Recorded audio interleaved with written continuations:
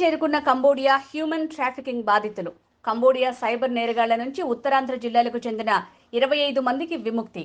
Cambodia బాధితులు ఈ రోజు సాయంత్రం విశాఖ విమానాశ్రయం చేరుకున్న 9 మంది.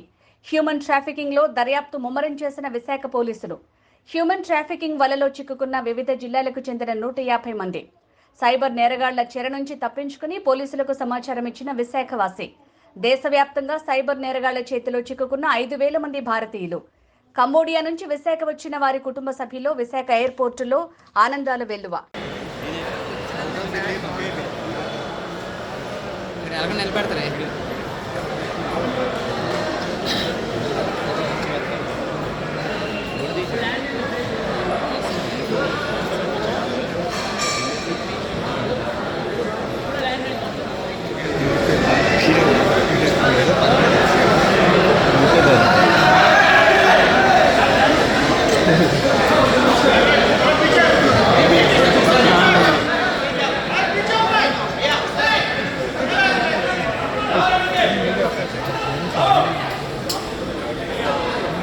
भैया अट्ले भैया प्लीज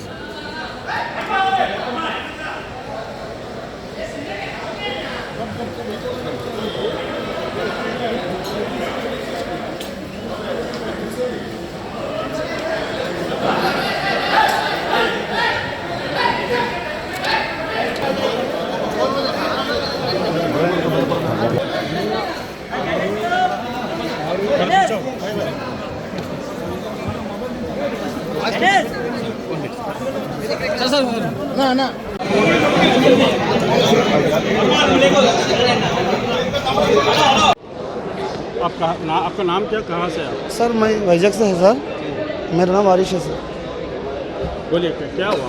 क्या सर वही सर, इधर से हम जाके डाटा एंट्री जॉब की बोल के उधर स्कैम के जॉब में फंस गए सर। सो इधर हमको सारे हेल्प करे करने के बाद हम इधर आए सर।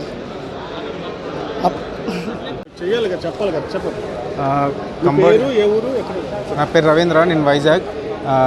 నేను ఇలాగా డేటా ఎంట్రీ అని చెప్పేసి మమ్మల్ని కంబోడియా తీసుకొని వెళ్ళిన తర్వాత అక్కడ అసలు డేటా ఎంట్రీ కాదు, ఒక ఫేస్బుక్లో నుంచి మేము ఒక అమ్మాయిల ప్రొఫైల్ క్రియేట్ చేసుకొని ఫేస్బుక్లో నుంచి ఆ అబ్బాయిల్ని అట్రాక్ట్ చేసి వాళ్ళని టెలిగ్రామ్లోకి రప్పించి వాళ్ళు తీసుకునేవారు, హ్యాండ్ ఓవర్ చేసుకుని దాని తర్వాత అలాగ మేము వాళ్ళకి క్లయింట్స్ ఇవ్వకపోతే, మేము ఇలాగ యాడ్ చేసి క్లయింట్స్ ఇవ్వకపోతే మమ్మల్ని చాలా టార్చర్ చేసేవారు. ఫుడ్ బెటరు, దాని తర్వాత ఇంకా ఈ డ్రగ్స్ అవన్నీ రూమ్లోకి వచ్చేసి చాలా ఇబ్బంది, వీడియోలు తీసుకొని మేము ఏదో ఇలా కంప్లైంట్ చేస్తాం అది ఇది అని చెప్పేసి చాలా ఇబ్బంది పెట్టేవారు.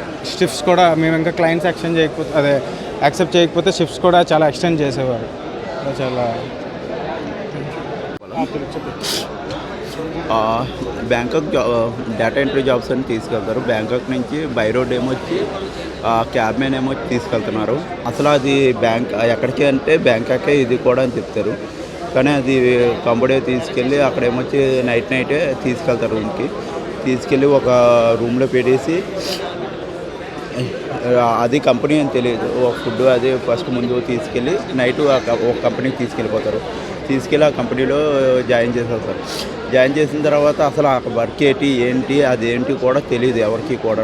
ఆఫీస్ రూమ్ కానీ ఏం తీసుకెళ్ళకుండా సపరేట్గా వేరే దగ్గర చేస్తారు ఇంటర్వ్యూ అది అన్నట్టు.